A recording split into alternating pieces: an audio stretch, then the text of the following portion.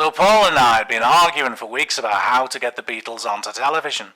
Paul kept saying that we should do Top of the Pops, and I was being equally stubborn that we should do Ready Steady Go because it was cooler. And it was actually Ringo who suggested that we do Doctor Who, because as he said it, it's weird, man, So we spoke to our manager, Brian, and then Brian spoke to some woman at the BBC called Variety Lombard. And, very soon after, we were in this studio in Lime Grove, surrounded by Daleks, singing a song we'd only written that morning. And then a few weeks later, we were in Abbey Road, and someone remembered Doctor Who was going to be on, so we bunged on a telly, and then the next thing is, there it was, gone. The scene we'd recorded was nowhere to be seen, and in its place was a clip from Top of the Pops. And I was livid. And to this day, I've never seen anyone who's even seen that clip. It must be in an archive gathering dust somewhere.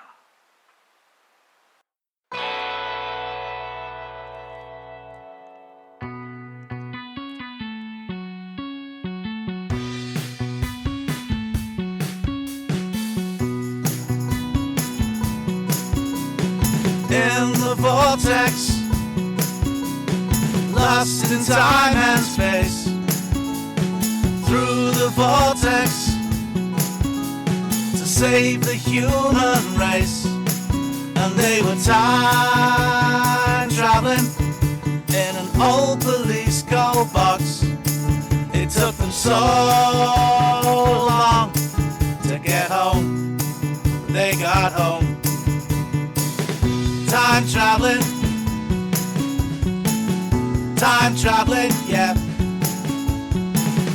Time traveling, yeah. Time traveling, yeah.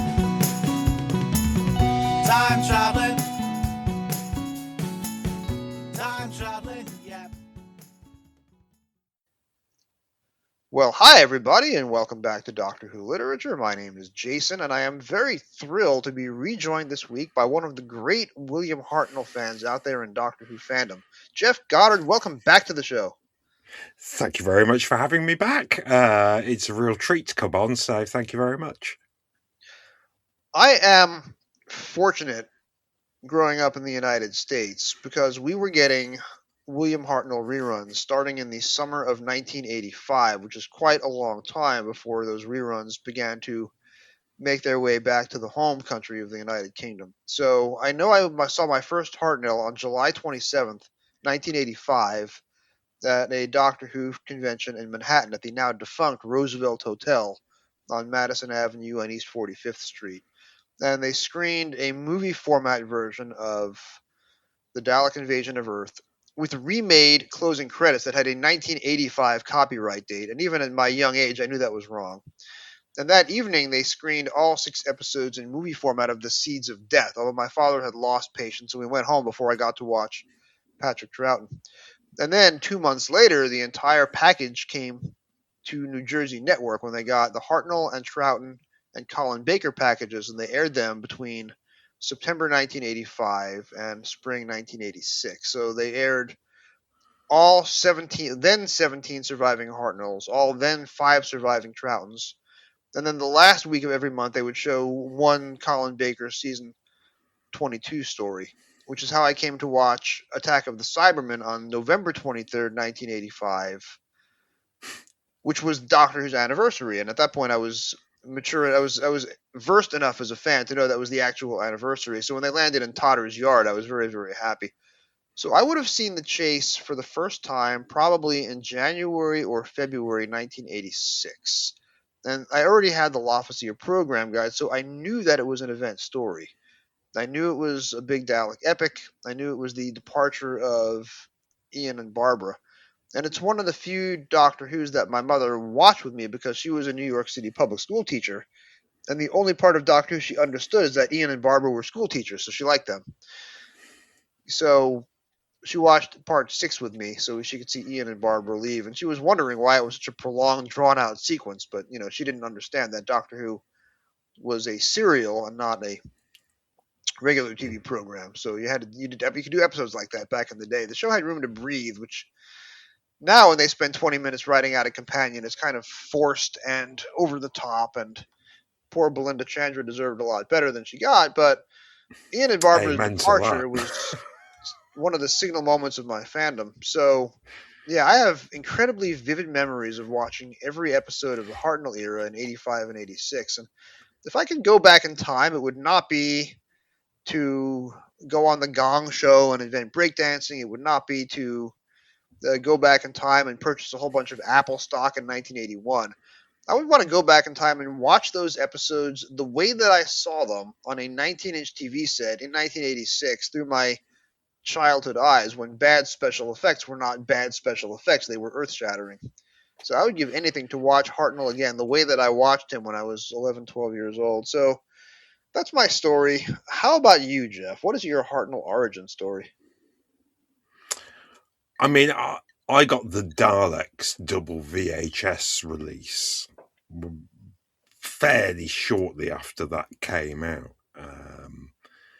And that was my first proper look at the Hartnell, in era anyway, because I'd had the Five Doctors, but that wasn't Hartnell. We had, apart from that little clip at the beginning from Dalek Invasion of Earth, which is really nice. And I remember my dad commenting on that, actually, when that was shown at the beginning of the Five Doctors. I remember him being quite impressed to see Hartnell there. He thought it was nice. But with the Chase, I think my first experience of the Chase, I'm trying to pin it down. I think I read the book first and then got the Chase when it came out in the Dalek tin, which would have been, I think, 93, because it was for the anniversary. You're correct, because I was on Records Doctor Who as a college student at that point, and all the British fans were very excited about buying that tin. And then they watched the tin, and all of a sudden the Chase was pilloried and held up for ridicule like no Doctor Who story ever before in the history of the show. But wait a minute, I've seen the Chase. I love the Chase. What are you guys complaining about? And I am happy to see that fandom has come back around on the Chase to where they should be. But if you were a Chase fan in 1993 when that tin came out and you were on the internet, Records Doctor, which was the Twitter of its day, it was a very unhappy experience. I'm lucky. My early years of Doctor Who fandom were really isolated, so I have only ever had my own impressions. I read Doctor Who magazine and I would read the letters page, but I would just kind of disregard it. I didn't care what other people thought, and I still don't really. I enjoy what I enjoy in Doctor Who, as my love of the Jodie Whittaker era bears evidence. I like what I like, and I've always loved the Chase. I just find it so it's a romp in the truest sense, I think, for Doctor Who, and I think I've come up with a theory that Terry Nation, by the time that he was commissioned to write a third Dalek story, was suddenly going, hang on a minute, these aren't just a popular thing. These are becoming recurrent. So he was in such a good mood when he wrote The Chase that it is fun. It's not quite as dark as his usual take on sci-fi. And it's a bit more buoyant and uplifting. And if you want to have a fun Saturday morning like I've had, just stick on The Chase and just get washed away in the fun. I think The Chase is a romp in some sense because Terry Nation was very good at injecting meta humor into his scripts. In The Keys of Marinus, there is a joke about why the TARDIS does not have color television. And of course, color television was rolling out in the States in the early 60s, but it wouldn't affect the BBC and Doctor Who until, 6 or 7 years later. 6, 7. Sorry. So you have part one of The Chase, and again, this is Doctor Who being a serial and not a single movie format show. If you're one of those special people who says, The Chase is 2 episodes too long, I have no patience for you. Please stop listening. So, part one of The Chase is given over to characters watching television because it's a serial. It is not a movie. It can't be 2 episodes too long because it's a serial. It takes as long as it needs. Does anybody ever say that Coronation Street is 10,000 episodes too long? I mean, no. It's basically a I soap mean, opera. I may have opinions. But Terry Nation has characters watching television for half of part one of the chase while the Daleks are in the background trying to have them exterminated. It's a really wonderful commentary on television. And then part six, of course, would have been written by, I guess, Dennis Spooner, and it's given over to writing out Ian and Barbara. That's a wonderful 10-minute sequence. And then the show is episodic because you're going from planet to planet, most of which happen to be planet Earth. But I think that this is Doctor Who, for the first time, understanding that it is the cultural phenomenon of 1965. So this is Doctor Who doing a movie-style, enormous blockbuster budget, and this is even before there were blockbusters because we're 10 years away from Steven Spielberg and Jaws. You have the Daleks fighting another race of malevolent robots in a 5 or 10-minute sequence that is incredibly special effects heavy. This is at the end of the Daleks. How are the Daleks defeated, Jeff? Well, they just sort of fizzle out, don't they, really? Yeah, Their the static Doctor. electricity is removed, and that's it.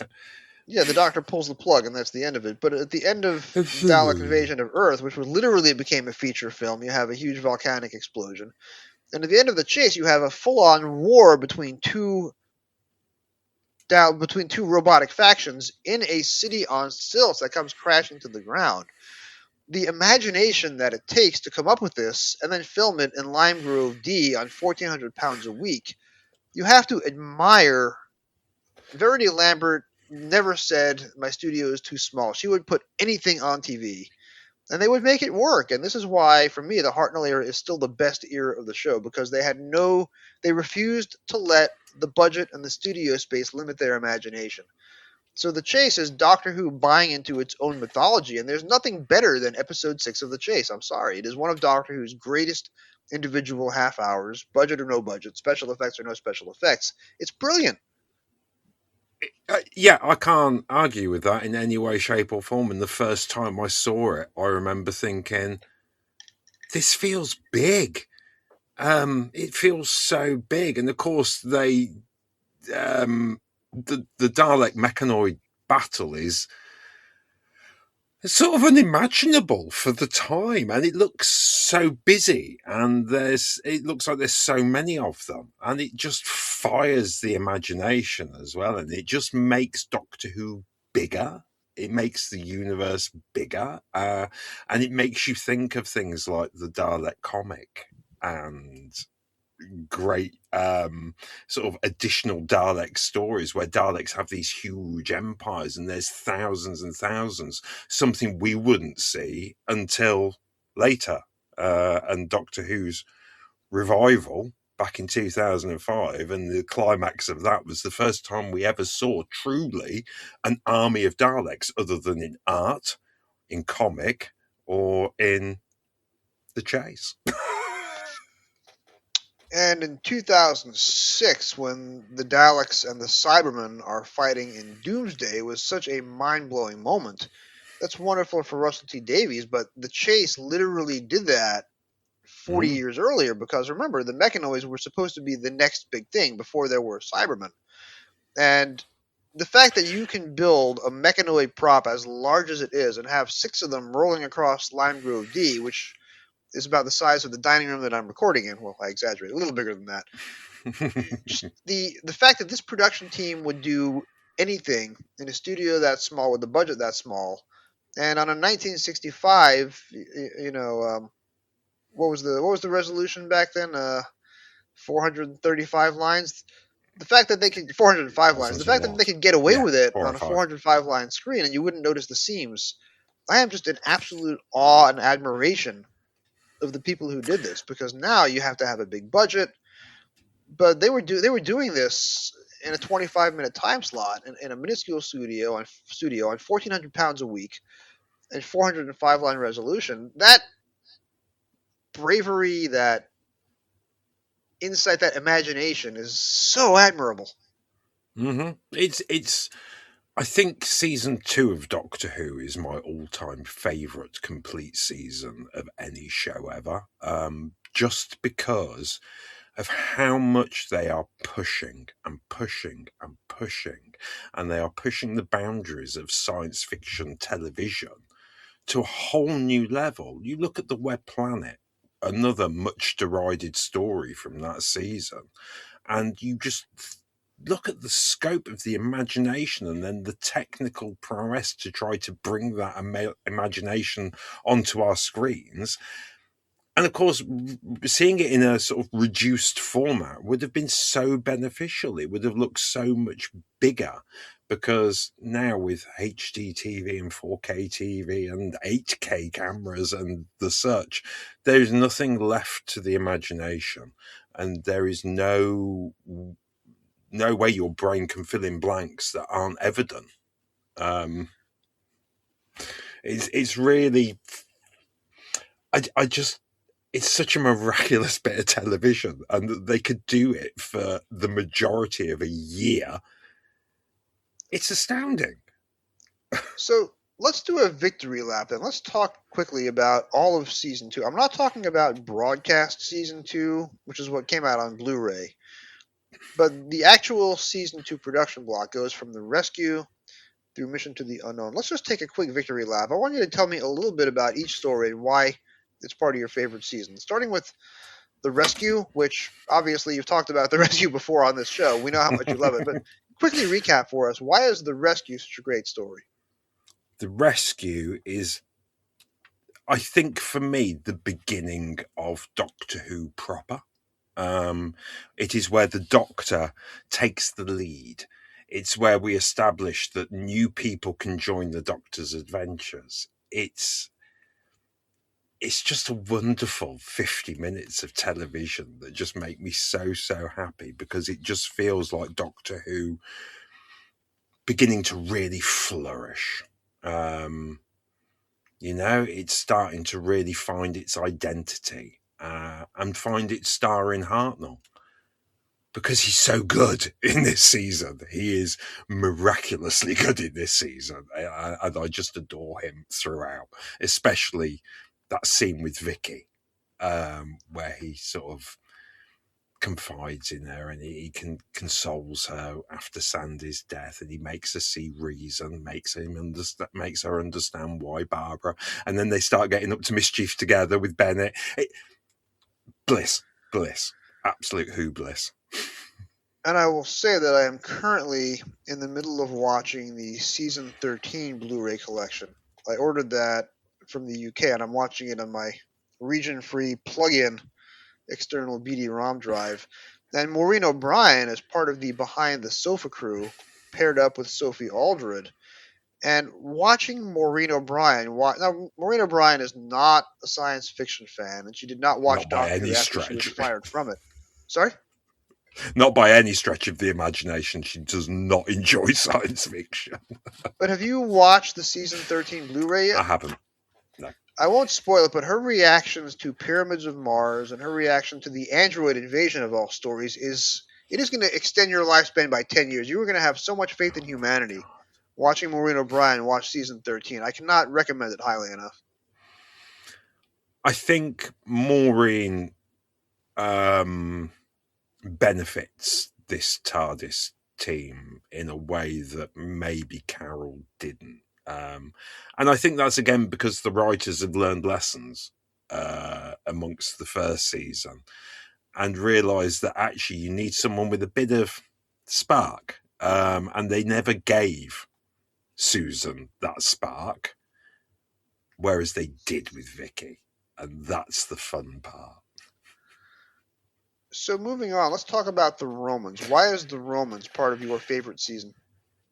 The Romans is part of my favourite season because this is truly a romp, although quite a sinister romp in places. Anything that gives me action sequences with William Hartnell is a joy, because he enjoys them so much. And the First Doctor enjoys a bit of fisticuffs. Yes, the lecherous Nero-Barbara plot I could probably live without, but it was a different time. And I get it. And plus, I really like the arena fights with Ian, which again I think were filmed on film. Really nice. It takes you back to the cavemen fight at the end of An Unearthly Child. And not only that, you have Peter Diamond, the stuntman, who later was all over Star Wars and any other big British filmed property in the 70s. I mean, here he is in a fairly large role as Ian's fellow captive. They're fighting together in the arena. And Vicky in this story especially, you're right, she had so much spark, and she's literally making fun of Nero to his face, and he doesn't realize. Carol Ann Ford was famously frustrated on the way her character was underwritten. And you can't imagine Susan. This is not a complaint about Carol Ann Ford. Quite the opposite. She's right. No. But you can't imagine Susan doing that the way that Maureen O'Brien is allowed to get away with. It's really beautiful. She's definitely cheekier, scampier. I think Vicky is, and just. I don't want to say nicer, but because Carol was hamstrung with this sort of aloof alien underguise that she was always kind of trying to... She is playing an alien, whereas Vicky isn't. She's playing a human of a certain age who has all of that human joy in their soul. And you've talked about the web planet already, so I won't talk about that again. But the fact that you can do a story where there are 0 other visible human actors and everyone else is... I have some complaints about part 6 of the web planet, which I'm not going to relitigate here. But the fact that they're doing this, I mean, you don't see that today. You can try to do alien races and alien planets with heavy use of CGI, but no other Doctor Who story in the classic era tried to break boundaries the way the web planet did. So even if I don't love elements of the end result, I love the fact that they tried it. Yeah, exactly. It's brave, and it's maybe proves a point that these are difficult stories to pull off and make feel. I nearly said enjoyable. I love it. But you know what I mean? There's a lot of alienness going on in the web planet. And I think the noise is probably people's biggest complaint, is because it's very shrill. And if your hearing's in any way bothered by those kinds of noises, the web planet is not for you. So after the web planet is the Crusade. Why is the Crusade part of Doctor Who's greatest season? I mean, look at the cast. Why isn't the Crusade part of Doctor Who's greatest season?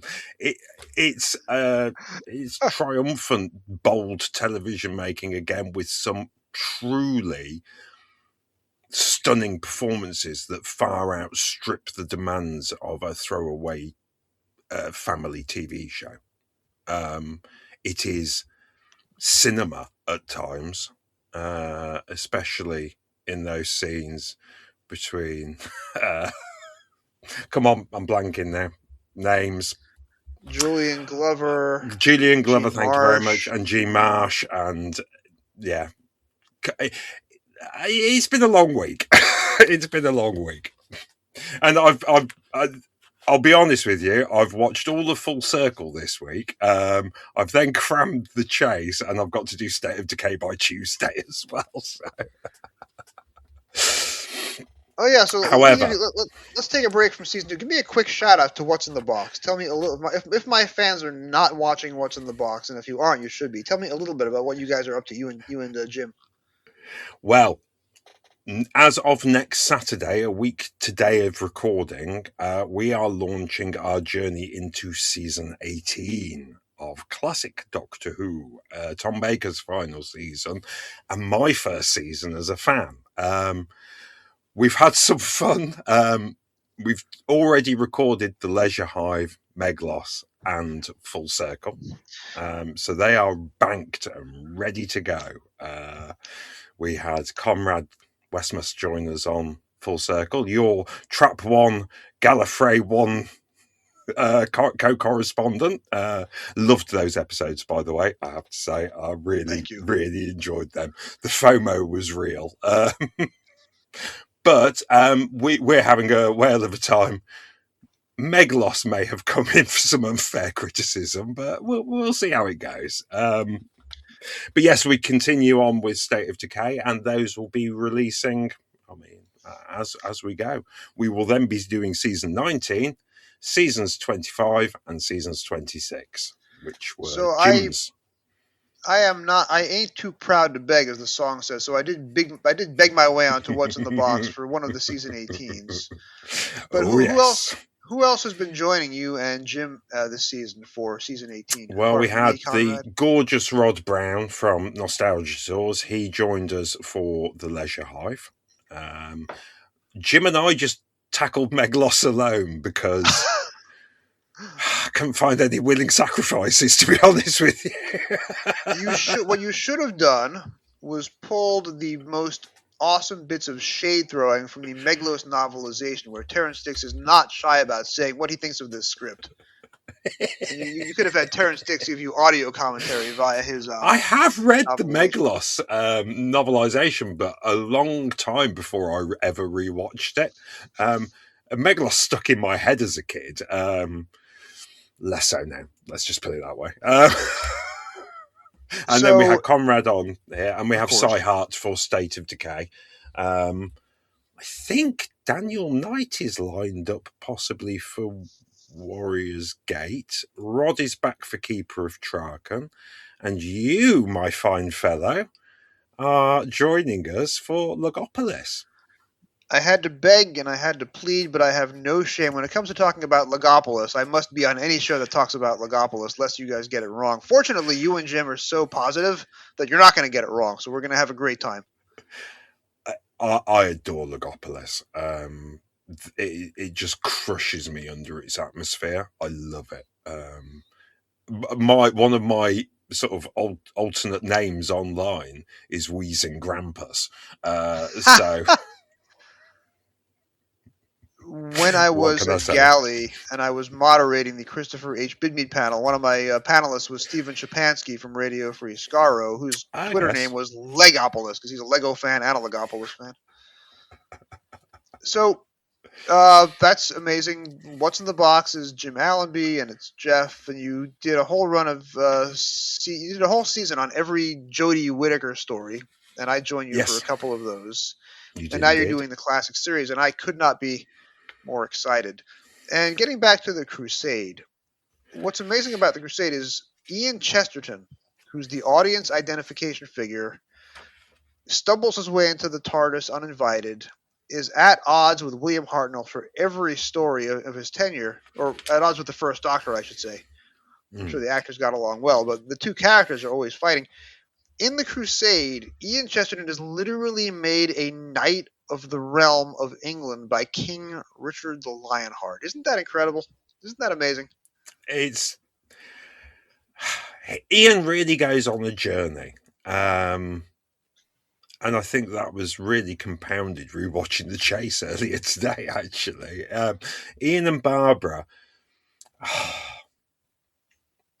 I don't think their pairing will ever be bettered, really, in Doctor Who. Maybe Sarah and Harry on the banter stakes. And what I noticed, and I'd forgotten, because it's been a while since I've revisited any Hartnell, because I've been too busy with the podcast. So my Doctor Who has been very podcast specific. So it was really nice to sort of dip out of that for a little while and just revisit another era that I truly have a strong affection for. And so you forget how funny they all are and how warm they all are. And just, it's like Ian's repeated concussions during The Chase. It's like his head must have been throbbing by the end of this story. It's no wonder he wanted to be a cinder in Spain. It's so good. It's so good. And they are so, so good. But Ian, Knight of the Realm, true hero. What a guy. What a guy. after the Crusade comes the Space Museum. In the late 1990s, these two stories were released on VHS together because thanks to Paul Scoons and company, the Lion was reclaimed. So part one of the Crusade is back in the BBC's arms. So in 1999 and 2000, the two surviving episodes of the Crusade and all of the Space Museum are released on VHS, along with an audio CD that gives you the missing episodes 2 and 4, so you can listen to the chase. So for me, there was a noticeable drop off in the quality of writing in between the Crusade and the Space Museum when you write them back to back. But there's two moments in the Space Museum that I think make it part of Doctor Who's greatest season, because you have the concept of jumping the time track and the time travelers coming face to the face with themselves as dead museum exhibits. And then in part two, the Doctor's confrontation with the museum governor. William Hartnell is remembered for all the wrong things. He's remembered for not remembering his lines, and a lot of that turns out to not be true. That was Donald Tosh just, fantabulizing. So that wasn't true. And then you have Hartnell's alleged racism, which I think, to the extent that he had the common attitudes to his day, I think a lot of the stories about him are overblown or perhaps exaggerated, because there is a bit on the text commentary for the chase. I'll say that again. The text commentary for the Gunfighters, when the Gunfighters first came out on DVD, he thought that Shane Rimmer was actually from the United States, and he started attacking Shane Rimmer for the United States' very highly segregationist policies. So a man who's going to do that is not the racist that everyone has been taught to believe William Hartnell is. Isn't that interesting? But the problem is, at least on the original DVD release in the States, the coding for that particular caption goes by so fast you cannot read it with the naked eye. But when I videotaped it off my phone and I screenshotted that text is there. And it puts Hartnell in a much better light than most people in the 21st century might believe of him. Wow. Isn't that nice? That's nice to hear. It's nice to hear because I think Hartnell is very much tarred with he was a cranky old racist kind of brush quite a lot, and he's really a bit of a dark secret in Doctor Who circles. But again, he's just a person. He's fallible, and he's also of an age where he would have been raised by Victorians. Right. You have to understand that that tolerance wasn't what it should have been at that time, and that was everyone's. And sort of distant relations at those times. They all held those same opinions, to be honest with you, or certainly the vast majority did.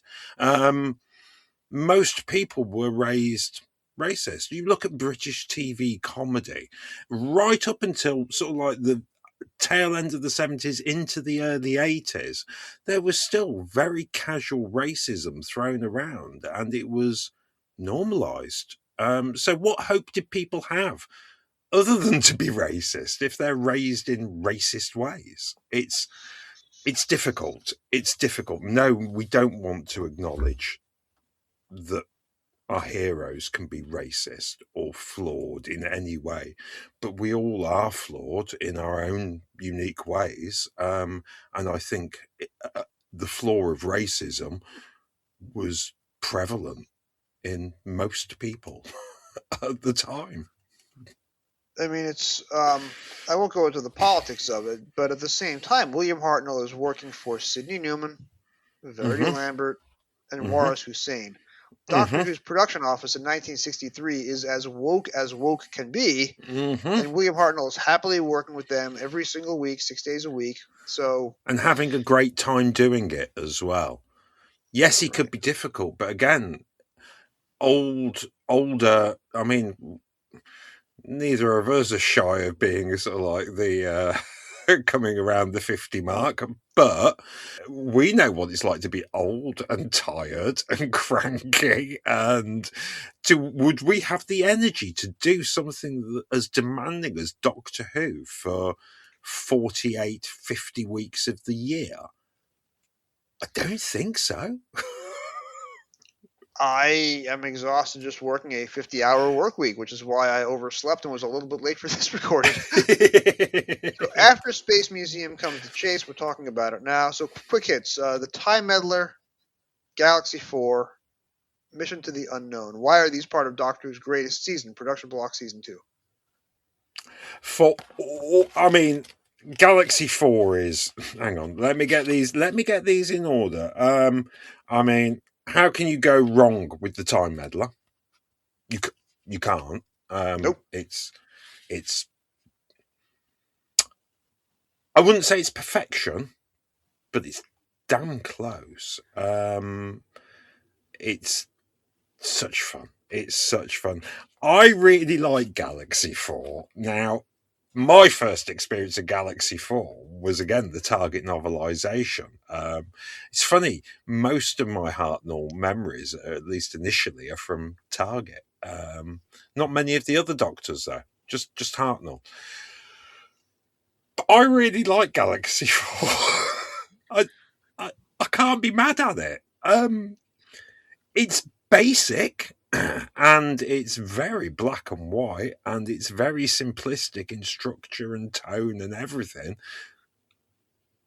But I just enjoy it, and I love Vicky and the Chumblies. So. But Derek Martinez's direction in Galaxy 4, when this was recovered in 2011, I was not expecting it to be as amazing as it was, because Derek Martinez, he is doing live in-studio flashbacks with Stephanie Bidmead addressing the camera. He is doing all sorts of effect trickery, and it looks incredibly modern from the way he is directing this tiny little story in 1965. And when you watch the animation of Galaxy 4, and not to criticize the people who came up with the animation is from the camera is at a very distant remove, and the characters are very small on the screen because they're trying to give you a scope of the world. Yes. But if you read the production notes, the text commentary for the Galaxy 4 DVD, the actual studio production was very claustrophobic. Like, there is one episode that begins with an extreme close-up of a TARDIS character, Vicky or Steven, and the camera slowly pulls back to show them alone in the studio set. That sort of claustrophobic, directly in-your-face camera is part of a function of Lime Grove D being as small as it was, but it makes the story much more intimate and fascinating to watch, as opposed to elements of the animation where the camera is sitting on the Hubble telescope and you're watching the characters as ants walking across an enormous landscape. I think the way these Hartnell stories are directed is part of their appeal, because the camera is so close and Hartnell takes up the entire screen, which is why he's doing the business with his hands grabbing his lapels, because he wants to give you something to look at. And I love that element of the direction. Now, Mission to the Unknown, I have Dalek's Master Plan coming up on the show within the next month or two, so we're not going to spend a lot of time about it, but how ambitious is Mission to the Unknown? I mean, we've spent time today talking about how groundbreaking Doctor Who is in this period of its sort of embryonic development. And what is more groundbreaking than an episode that absolutely removes your identification figures? You do not have the TARDIS team mentioned, referenced, thought of, anything. It is a capsule. This is effectively a spin-off, and it's a Dalek spin-off. And that is really brave, because there's no warning of that coming. It's here you go. Take this. And then to not then immediately follow it up with the actual story that it's related to is a touch of genius. Yeah. And it is filmed as the same production block with Galaxy 4. So it's basically episode 5 of Galaxy 4. And the man who does the voice of the Rills, who are these benevolent warthog aliens, then plays one of the Dalek Nuremberg delegates in Mission to the Unknown, I think they missed a trick by not having the Rill be the delegate. Imagine if the Rills were the bad guys all along, and the Doctor frees them to leave the exploding planet so they can go to the Daleks' war conference. Because it's the same actor. It's the same actor. That would have been something, wouldn't it? So, we got about 10 minutes of recording time left. I'm going to give the floor back to you for the chase. So, the chase is famously episodic. They land on the planet Iridius. They land on the Empire State Building. They land on the Mary Celeste, which was a New York-based ship that got lost at sea, and the crew were never found. They land in the Crazy Nightmare Funhouse, which is not as nightmarish as it seems. And then they land on the planet Mechanus for the two-part epic. And along the way, Vicky is lost. Imagine having a cliffhanger where Vicky is left behind, and you have to wait a week to see if she's going to be recovered. And then you have the Hartnell double, which, Edmund Warwick looks kind of Hartnell adjacent, but he's not exactly a screen duplicate. But talk to me about which is your favorite aspect of the serial episodic nature of the chase. They're landing in all these planets and times. What are your favorite bits of it? Well, I had never really connected with the Haunted House episode. That was always one that kind of made me go, yeah, it's all right. But I prefer Mechanus. I prefer Iridius. I like the Maya Beast. I really enjoy the bit on the Mary Celeste. I really enjoy all of that physical comedy with Ian getting knocked out and the club. And but the Haunted House was always a bit... for me, until I realised that what had actually happened is that Scooby-Doo was invented 4 years early in Doctor Who. I love it. It's a Scooby-Doo episode. The banter between the cast is phenomenal. They are having so much fun. And the bit where the Frankenstein monster sits up and Hartnell scampers up those stairs like a rocket. I've never seen him move so fast. He's so good. And I realised, this is Scooby-Who. It's fantastic. What a great time I had with that today. And that's the first time ever. So it shows that Doctor Who always bears repeated viewing, because you will always find something new to enjoy as your sensibilities change. How do you feel about the Alabama accent of Morton Dill? I don't know if Peter Purves had actually been to Alabama, and I don't know if that is a genuine white Southern Alabama accent circa 1966. What I can tell you is the actor Arnie Gordon, who plays the tour guide on the Empire State Building, had previously been in The Web Planet. I believe he played one of the Optera, but I'm doing that from memory. And now that I am on the wrong side of 50, my memory ain't what it used to be, so I'm not going to look it up. But I believe Arnie Gordon had been one of the Optera. He was in that story, definitely, somewhere. And I'm going to say that I grew up with the Brooklyn accent, because 3 of my 4 grandparents were immigrants. The youngest of my 4 grandparents, the only one who lived to the year 2000, she had that stereotypical Brooklyn accent where the ER sound is pronounced OI and the OI sound is pronounced ER. So she was talking about hamburgers instead of hamburgers, and she would say burl instead of boil. The tour guide accent is that Brooklyn accent that I grew up with, and that accent is just about extinct now. But when I listen to the guy who is, you go down the short way, it's going to take you about 20 seconds.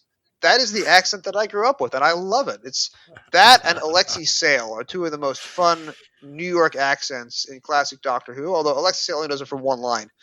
But I happen to love the tour guide on top of the Empire State Building because it reminds me of growing up in the city. That's the accent that I know.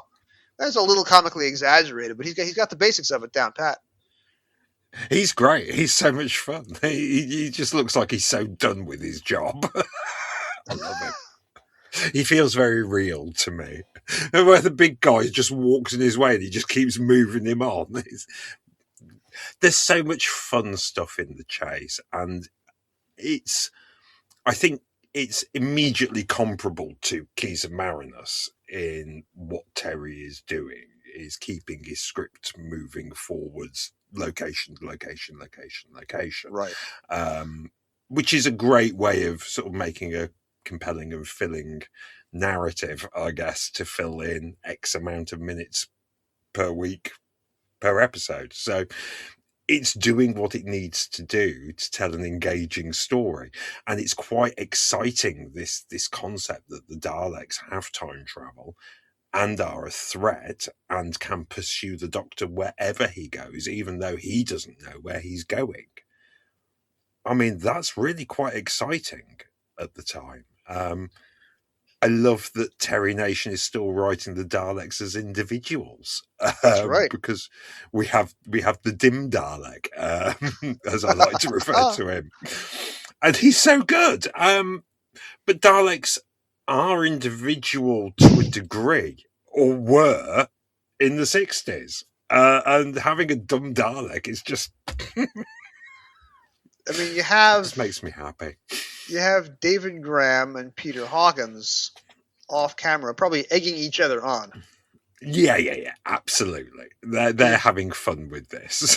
It's two actors in front of microphones in the corner of the studio talking to each other. So, of course, they're going to give it some of their own personality. And I love Nicholas Briggs, who does an incredible Peter Hawkins impersonation. But having two actors instead of one gives you a certain bit of enjoyability that you're not going to get just from one guy alone. It makes them less monotonous. And yes, Nick Briggs does pitch his Daleks differently, which is something at least. But I do think there would be room for a second Dalek voice to be apparent, because once you know what Nick Briggs sounds like, you can hear that it's Nick Briggs in every monster.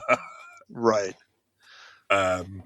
Not to disparage him, he's only one man. He's only got one voice. But I just think there's room for maybe a couple of extras going on there. I mentioned on the last episode of Doctor Who that I had been reading the biography of Richard Hunt, who was one of the original 5 Muppet performers. And when he was cast in Fraggle Rock, so one of the characters in Fraggle Rock is Marjorie the Trash Heap, who has the old school Jewish grandmother accent. And she has 2 rats living at the bottom of the heap who act as her Greek chorus. And it was supposed to be one. There was 1 rat and 1 trash heap, but once you have Jerry Nelson and Richard Hunt in front of the microphone, they realized, wait a minute, let's make them 2 rats so they can play off each other and be a double act. That is probably the same philosophy that gives you Peter Hawkins and David Graham doing the Dalek voices as a tandem, because 2 guys egging each other on the microphone is always superior to 1 talking to himself. Mm-hmm. Very much so. If you watch the Cushing movies, my biggest complaint about those are the Dalek voices, because they are so slow and so monotonous. And that's not the Daleks I recognise. I also like Daleks with just a little hint of hysteria. Yes. Just bubbling under the surface. That always makes me feel like I'm dealing with a proper Dalek. And you get a lot of that as they are losing the war with the mechanoids in episode 6, and their shrieking gets more and more frantic. Mm-hmm. But when The Chase first aired in New York, it was not aired nightly. It was all 6 episodes airing back to back to back to back to back to back on, I believe it would have been Sunday evening at that time. So I videotaped The Chase because we were having dinner. So I had to turn it off in the middle of part 3 and come back in the middle of part 5. So it was a shock to me to come back in the middle of part 5 and to find out that Vicky had been abandoned and had taken up refuge in the Dalek ship and was trying to contact the TARDIS.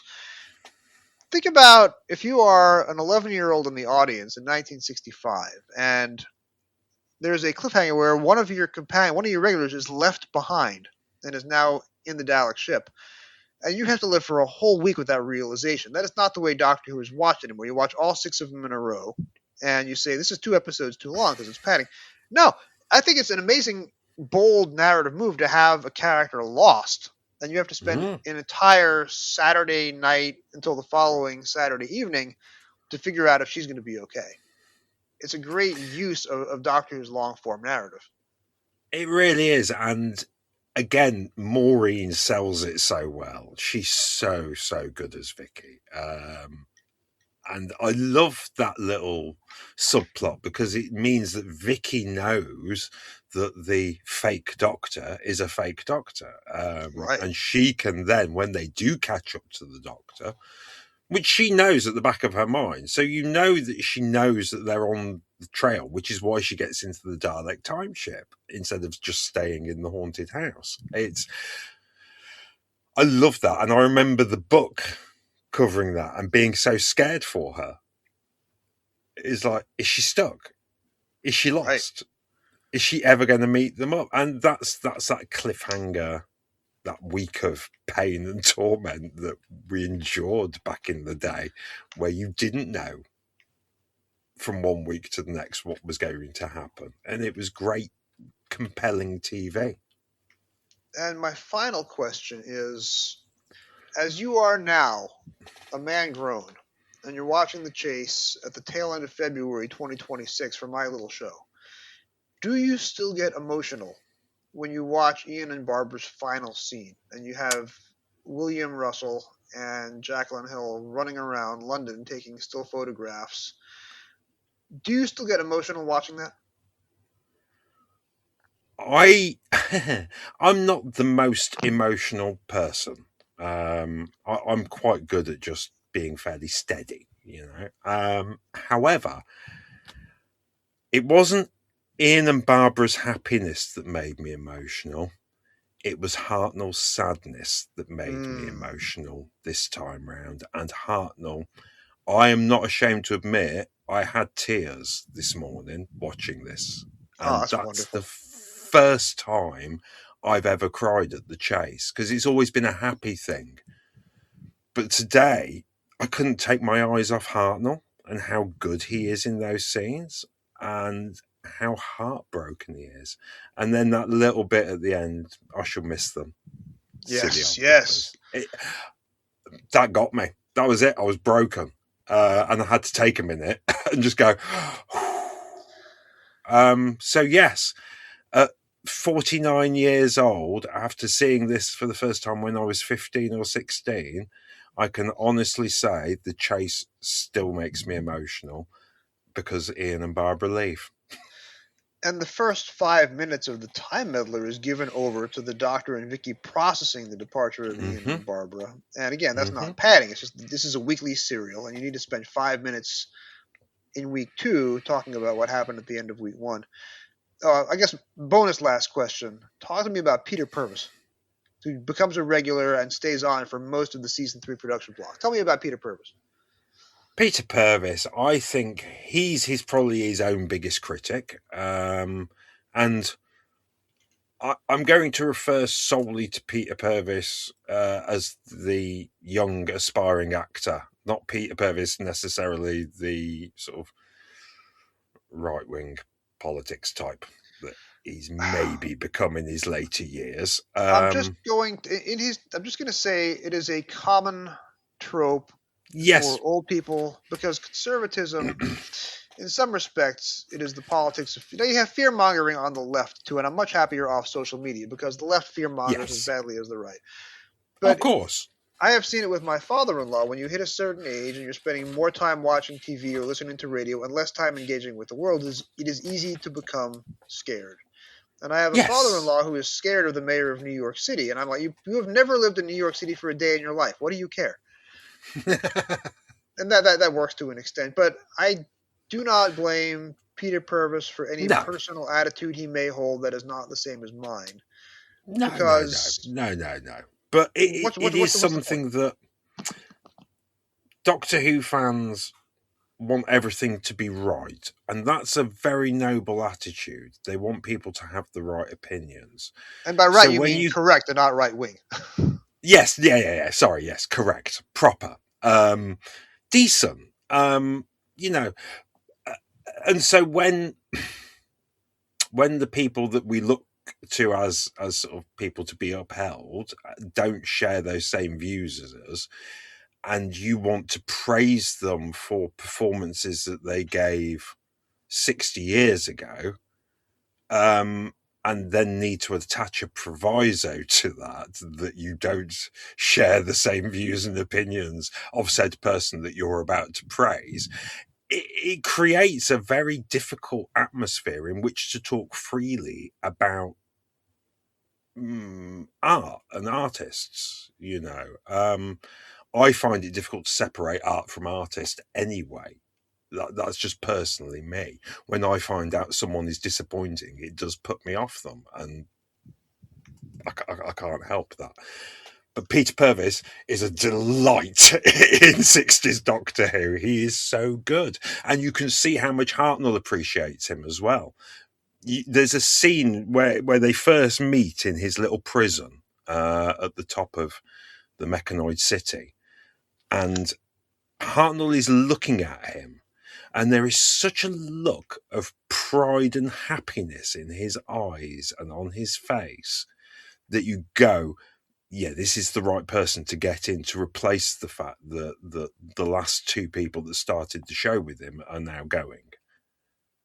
We've made a good, solid choice with Maureen and Peter Purves because they really were. They became William Hartnell's handlers, and they are a great double act as companions. And yes, as hard as it is to leave Ian and Barbara behind, when you watch the two of them doing their brother-sister double act in the Time Meddler, you don't have time to miss Ian and Barbara because the two of them do an incredible job of standing in their shoes. And we're pretty much towards the end of the hour that I like to allot for recordings. I want to give you the last word on the chase. Is there anything else in your notes about the chase that we have not yet discussed that you would like to inform my audience they are missing?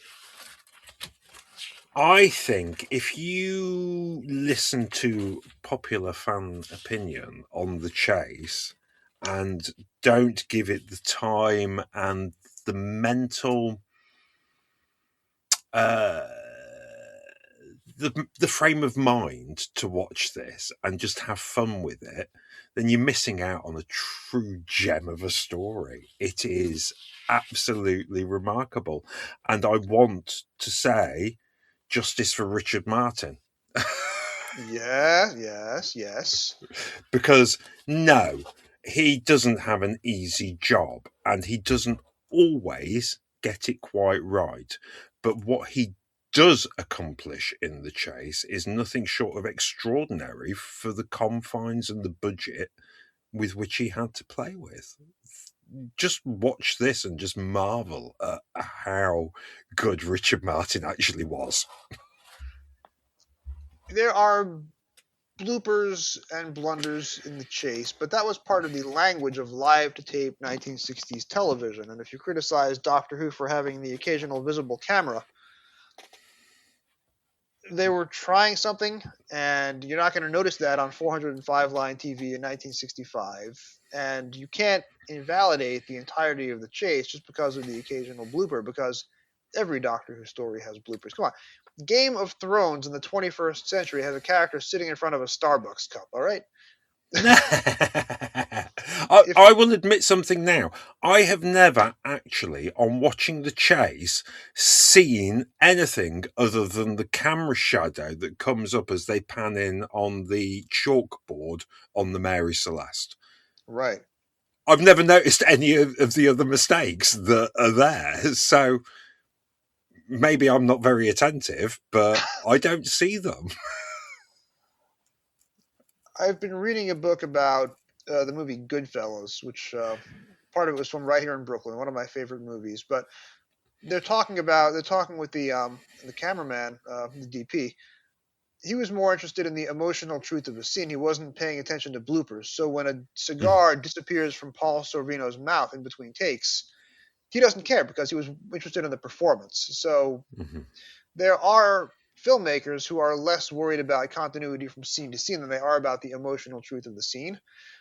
Yes. Now, you don't have the luxury of taking 70 days to film an epic movie on a Hollywood budget with millions of dollars. Richard Martin has 70 minutes to film 25 minutes of television with very few retakes. I'm not going to blame him for a camera getting in the way. If you think that the problem with The Chase is a camera visible on screen for 2 seconds, then you're watching the wrong TV show.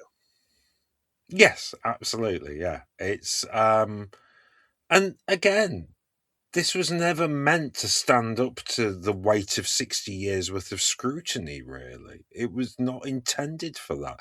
This was not intended to be archive television of the highest order. It was meant to fill a gap. And yet, I think it is quality archival television of the highest order. Absolutely. That's what it is, and that's what it's become rightly acknowledged as. But at the time, that was never the intent. No. So, Jeff, where else can we find you online? Obviously, you're a regular now on What's in the Box for these commentary seasons. Where do we find that? Where else do we find you? Well, you can find What's in the Box on all good pod thingy of Whatsits. They're all, yeah. I use Podcast Addict personally. I don't use Spotify anymore. I've deleted my Spotify and I now use YouTube Premium for everything. But there's fewer podcasts available, I think, on there. Well, my podcast is hosted by Spotify, so I must engage with it. No offense. And yes, I have taken a quick look at the fact machine while we've been recording, and Arnie Gordon played Hrostar in The Web Planet. So he is the old man voiced Monoptera whose wings are horrifically clipped at one of the cliffhangers. Yes, there you go. And he gives a very different type of performance in The Chase, but no less enjoyable. Jeff, thank you so much for joining me. Cannot wait to do this again with you, my friend. I always have a joy chatting to you, Jason. It's always my pleasure. Thank you so much for having me back on.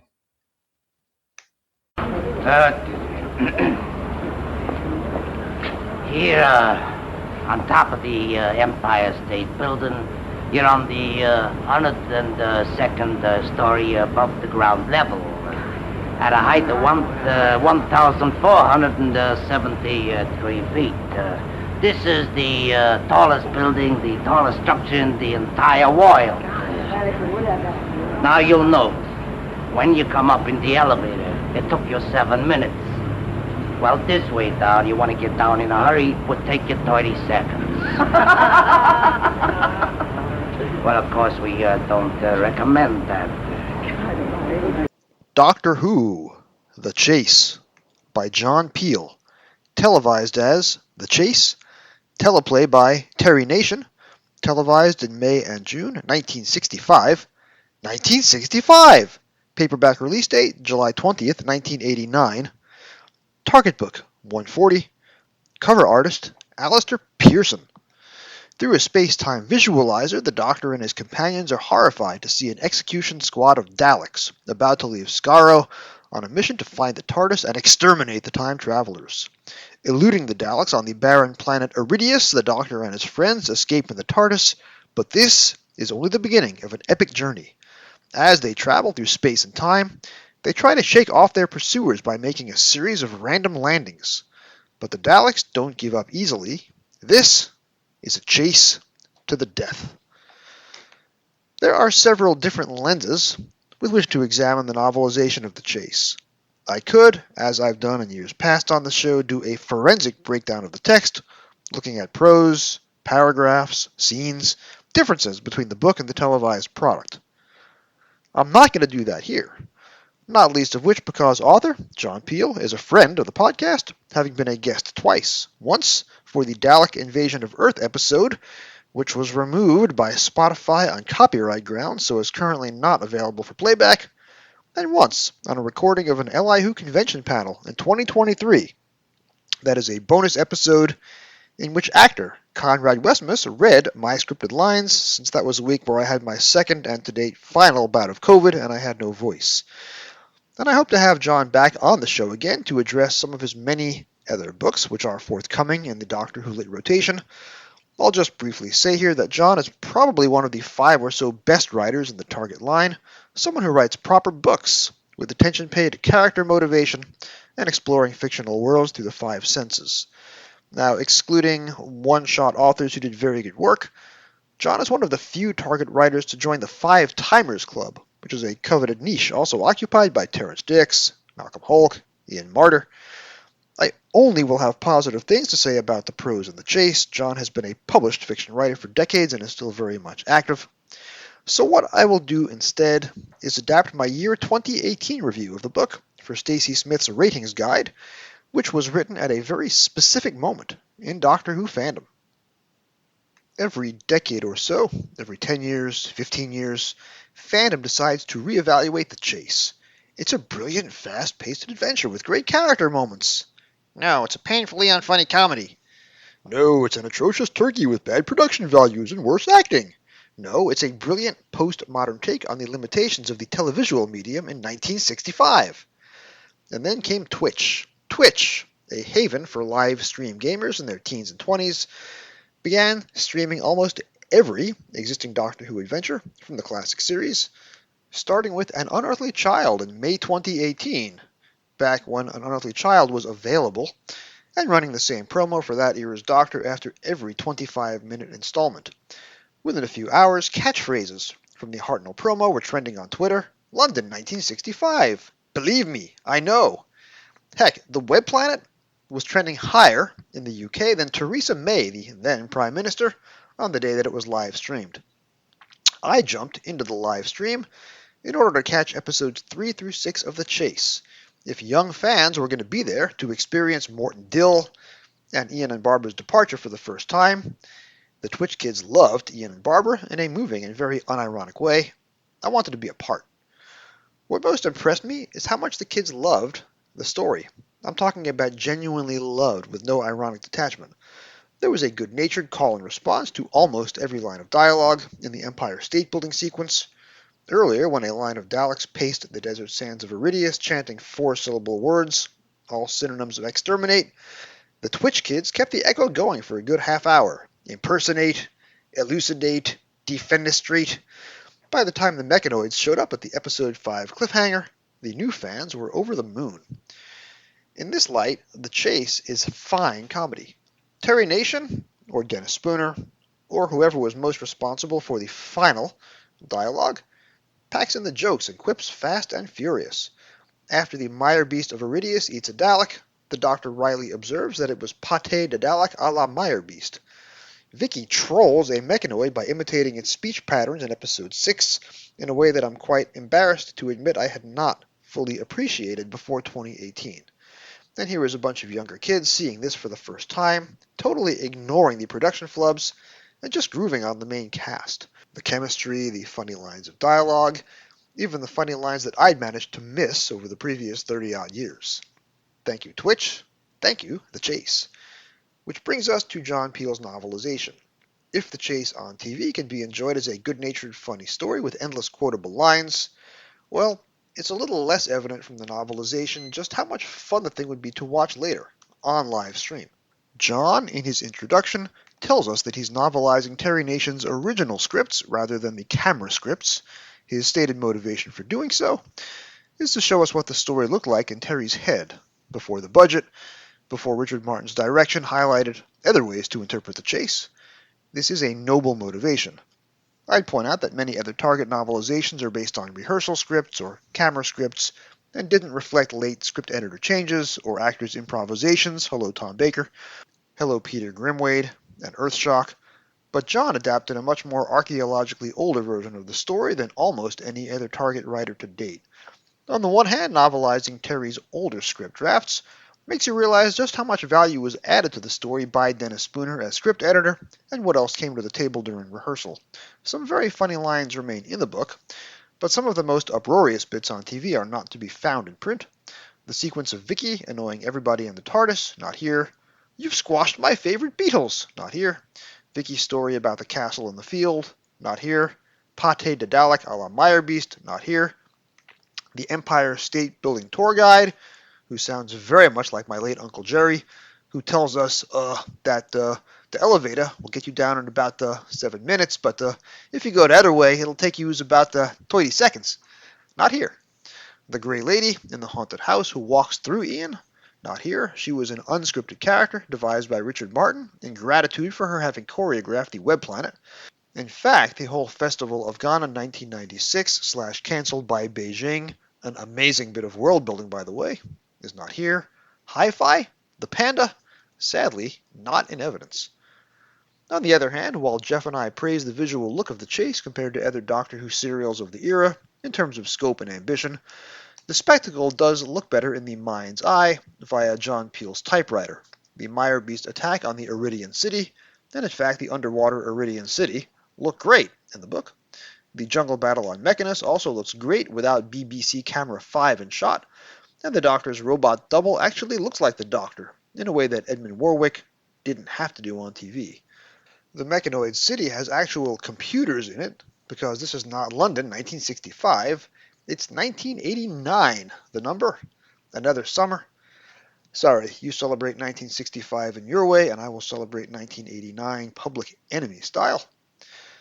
Stephen Taylor is blonde in the book, plays a more central part in the escape from the rooftop, and minus Hi-Fi the Panda is given a much more logical explanation for falling behind the TARDIS crew during the escape sequence. Historical detail and tragedy are added to the Mary Celeste chapter. In fact, John's book is unique among Target novelizations and including a bibliography of his sources. Those are all major pluses. The book takes its events very seriously. The chase on TV is very funny. Laugh a minute most of the time, for two reasons. Number one, the production values today seem quaint and charming.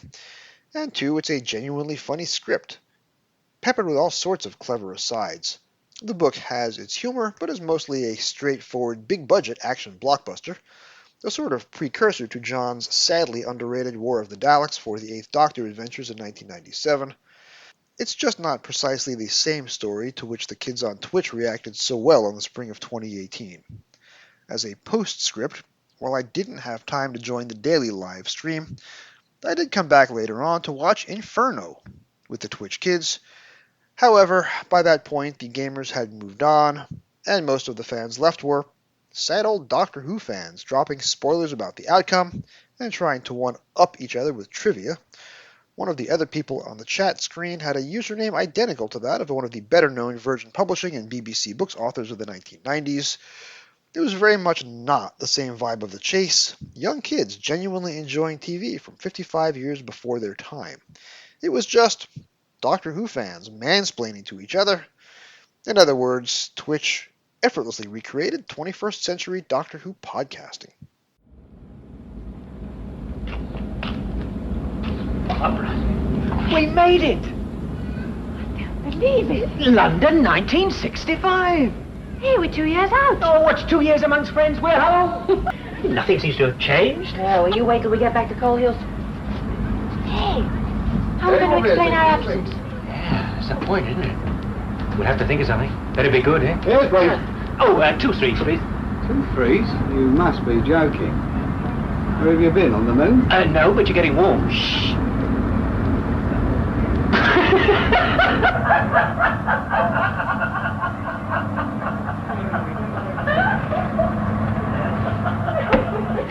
Doctor, they made it. They made it. I shall miss them. Yes, I shall miss them. Silly old fusspots. Come along, my dear. It's time we were off. What do we talk about when we don't talk about Doctor Who? Well, with most of my audience hailing from the UK, it is not new information. If I mention that the idea to cast William Hartnell as the Doctor in 1963 owed much to the actor's appearance in the movie This Sporting Life earlier that year. I'd never seen that movie, well, except for 45 seconds when I was an undergraduate in 1993 or 1994 or so, the A&E network on cable TV in the States, back when it showed classic films and not an endless supply of crime TV and police body cam clip shows, aired This Sporting Life, but I was living in a bustling off-campus apartment, and without a TV set that supported closed captions, so the quiet dialogue delivered in impenetrable to my 20-year-old American ears. My 20-year-old American ears could not make heads or tails of what was going on, and then I was quickly distracted by some other commotion or hubbub. Now, flash forward 30 years, and I discovered that the Criterion Collection had devoted one of their earlier releases to This Sporting Life. I love Criterion Collection, and to the extent that I still buy physical media, a lot of what I buy comes from them. Disclosure: I used to work one floor above Criterion Collection in their Manhattan headquarters. They were on the 5th floor, my then law firm was on the 6th floor, and whenever the elevator stopped on 5 and the doors opened into their impeccable lobby full of movie posters, Kirk Douglas and Ace in the Hole was on display for a long time. I always had the urge to jump off and ask for a peek into their famous closet, which sadly never happened. And then my employer relocated for a tax break to Long Island City, where we work not too far from Kaufman Astoria Studios, close enough that Sesame Street's crew would hang out in the same Starbucks that we did, but definitely not the same vibe. I left that employer within a couple of years and began the next phase of my career, in which I am still happily ensconced, but that, of course, is a story for a different type of podcast altogether. However, while browsing the DVD shelves at Brooklyn Public Library, Central Branch, a couple of weeks ago, I noticed they had This Sporting Life available for rental, and I brought it home in order to have some non-Who Hartnell to talk about during my episode on The Chase, this very episode. This is the back cover blurb to the Criterion release of This Sporting Life. Quote, "One of the finest British films ever made, this benchmark of kitchen sink realism follows the self-defeating professional and romantic pursuits of a miner-turned-rugby player eking out an existence in drab Yorkshire, with an astonishing, raging performance by a young Richard Harris, an equally blistering turn by fellow Oscar nominee Rachel Roberts as the widow with whom he lodges, an electrifying direction by Lindsay Anderson in his feature film debut following years of documentary work. This Sporting Life remains a dramatic powerhouse." Notice anything interesting about that blurb? William Hartnell is not mentioned. This Sporting Life is a movie that could never have been made by Hollywood during the shameful days of the Hays Code.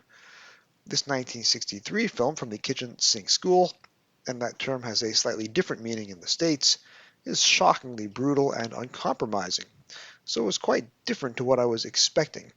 Sports movies in America have their own very specific tropes and plot points, usually involving an inspirational finale, or Walter Matthau handing out beer to 12-year-old co-ed baseball players. And in America, the expression kitchen sink is used in a more comedic sense. But Richard Harris and Rachel Roberts did receive Oscar nominations in the States, as the blurb mentions. Harris plays a rising rugby star in an impoverished area, and if you run a Hays Code checklist of absolute no-nos or every despicable or criminal thing that a lead character could do, Harris does them all.